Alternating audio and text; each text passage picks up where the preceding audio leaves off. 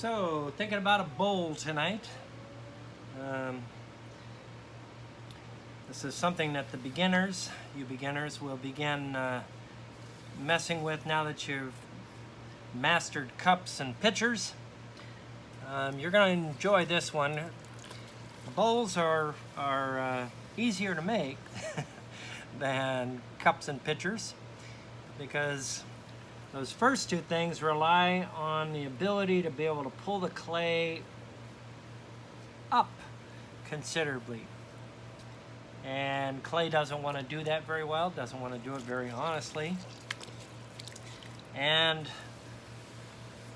where cylinders and pitchers typically need to be controlled to keep the mouth from getting bigger at the top, that's exactly what you want a bowl to do, is to get wider as you go up. So in some ways the clay is going to work with you this time where it hasn't been on pitchers and cups. So I've centered the clay up here, and to be honest, the clay's kind of stiff tonight. This is some stuff that I've got at my house. Bought it about 6 months ago, and it's been sitting around a long time, which makes it tight. So wedged it, centered it well enough, I think, to get going here. So I'm going to start by dropping the hole in the interior.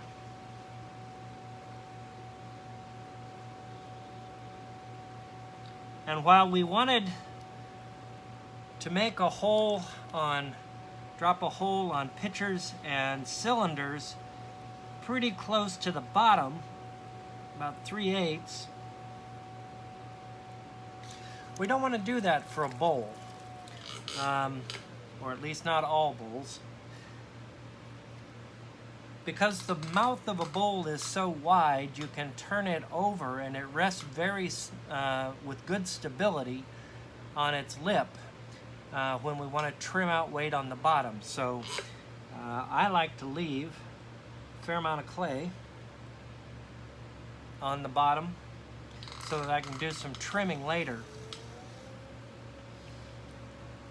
Once I've opened up the base, got that center hole, I'm going to start drawing the clay outward, but also sweeping upward. I don't want a flat bottom on my bowl.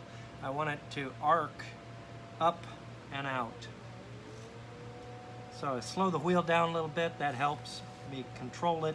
I think what I'm going to use is do this with my thumb a little bit, get started.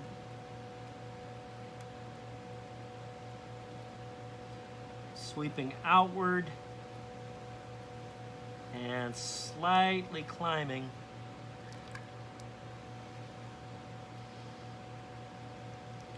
as I get a little further out. Further out I go, the less clay that is holding it in. It tends to open up a little quicker, so I got to make sure I don't go too fast. And I start often right at the base again.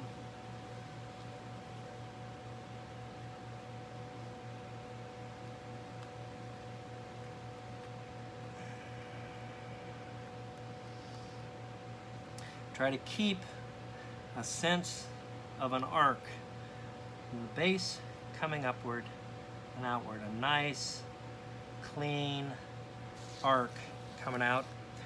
As I open that up, I also want to make sure that I'm condensing, tightening the lip, because it sure wants to open up and just flop after a while. You can see I got a lot of clay underneath. Good portion of that's going to stay right there. That kind of works as my buttress. It helps hold things together as I begin throwing. Oops, I wanted to keep that sponge. So I'm going to use the sponge now on the inside, my fingers on the outside, and I'm going to start pulling and climbing a bit.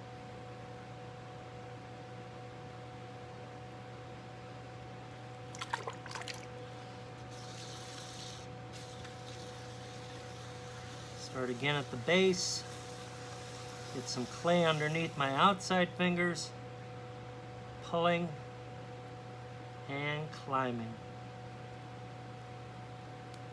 Doesn't look like much at first.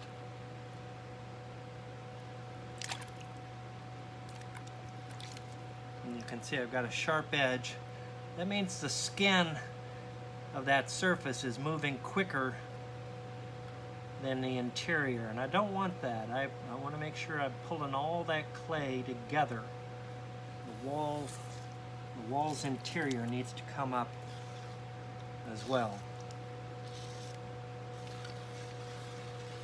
So let's make another run at this. Get underneath the bit. Start at the center.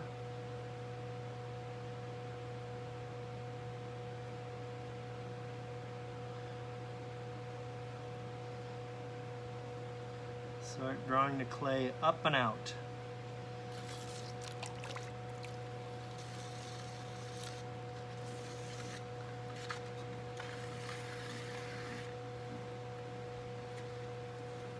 Sort of weird, I've got a plastic bat that is not really very flat.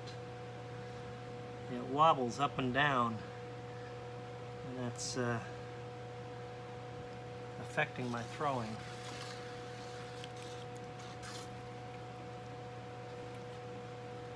Likely story, you say. Bad craftsman blames his tools.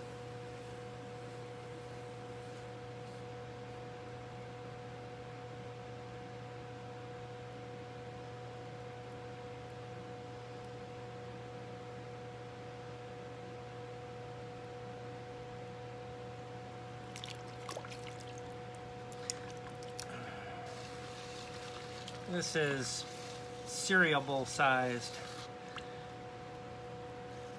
You can eat your Cap'n Crunch out of this one.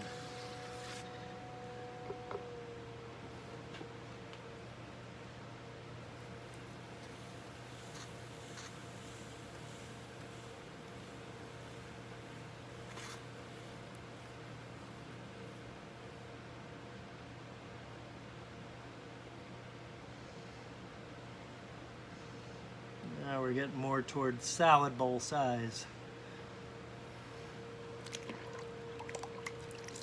Honestly, there isn't a whole lot more I can do with that because I need this bulk down here to hold the wall firm. If I go out too wide, I could go higher, but if I go wider, I might be forcing it to collapse a little. Let's slow the bowl down. Do another pull, see what I can feel here. Yeah, that's pretty thin. So starting at the center, coming up.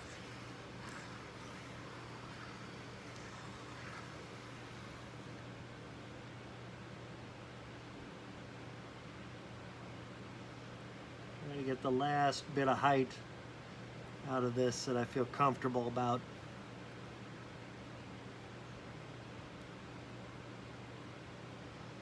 Then I've left some fat up in that lip. I say this all the time, that upper lip, the fat right up in here, is like the top band of a barrel. It's what keeps everything tied in. If you pull that thin, you really start to lose some of your structure. And get the moisture out of the interior of this. Want to make sure when you're throwing a bowl that you don't leave heavy throw lines. Gentle throw lines, not so bad, but heavy throw lines are difficult to wash when you're washing dishes. And I know everybody's got an automatic dishwasher nowadays, but it's a place where food debris can get kind of settled into.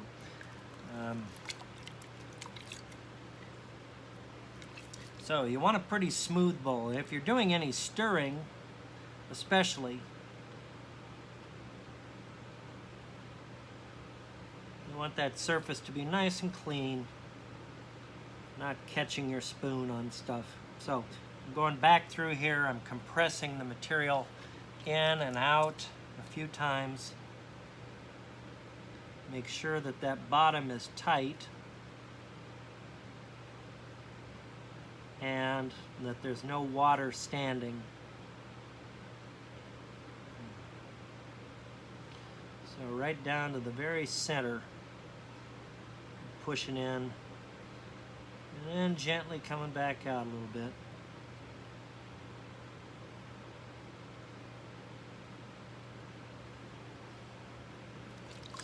All right. No reason why your bowl can't have some panache. I'm gonna see if I can flare this lip out a little bit. Make a little more interesting. Whoops. Get a little moisture there. I'm just gonna fold it over my outside finger.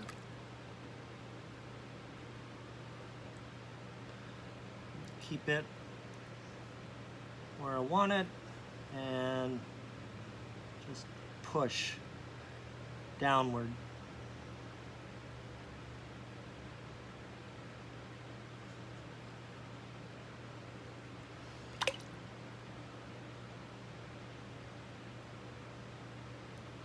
Try to do that in one gesture so I don't have a whole lot of extra throw lines.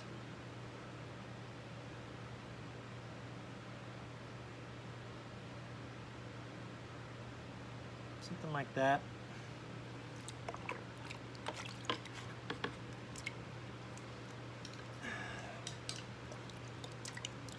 See if we can make that a little more distinct.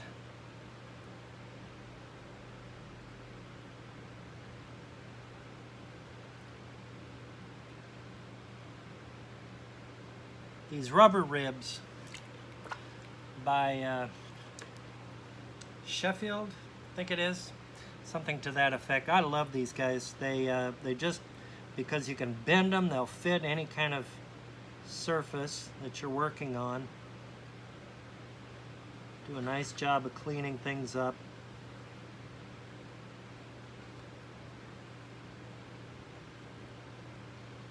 Especially nice for taking away throw lines, either the inside or the outside.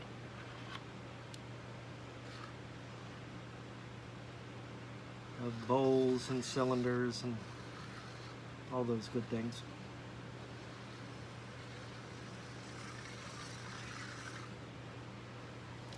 Yeah, I sort of lost my edge there. I want to get that back.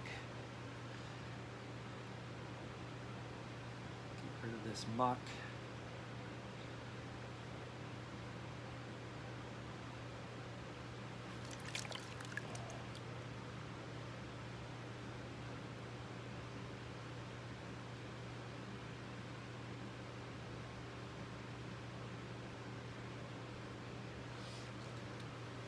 Let's maybe take 2 ribs and see if we can work them together.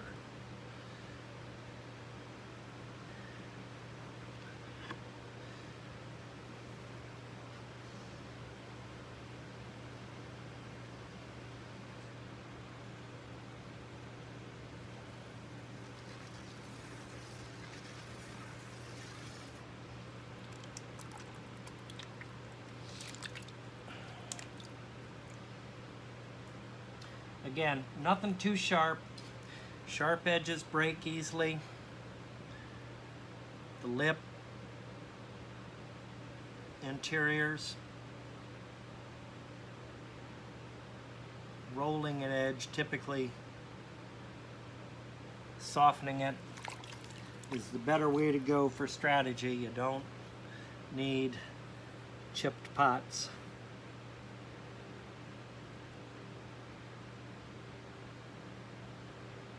And compressed. Still don't have that edge the way I want it. I want a sharper gesture. Maybe this guy will give us a better result.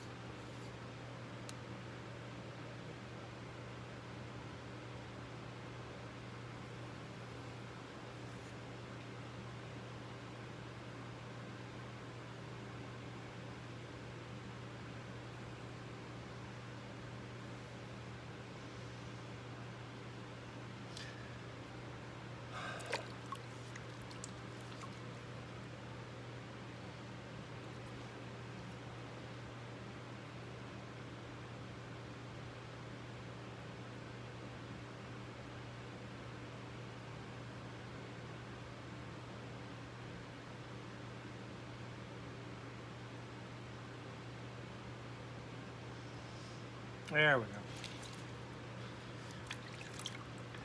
I like sort of a split lip or a turned edge.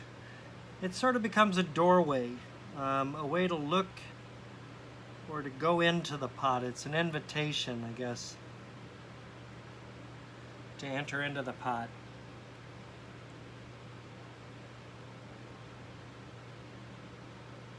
Let's take away some of that slush. Okay. Not a whole lot more to do here. I don't want to do any more on the outside. I can maybe take away a little bit of the weight on the interior. I'm just going to kind of scoop off some of this tonight to begin with.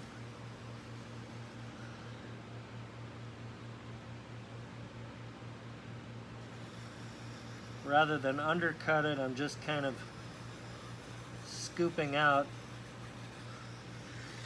some clay. I think I will call that good enough. Oops. There it is.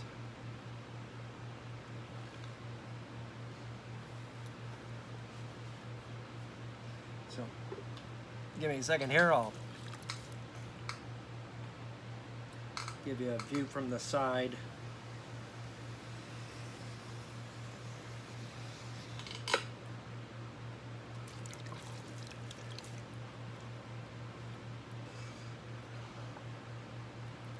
If you haven't noticed yet, there are 3 dots on your plastic bat. That's where the pegs are.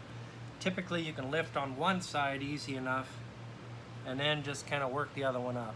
So what I've got here is maybe a deep pasta bowl, and I can trim away weight at the bottom here to create a nice foot on that.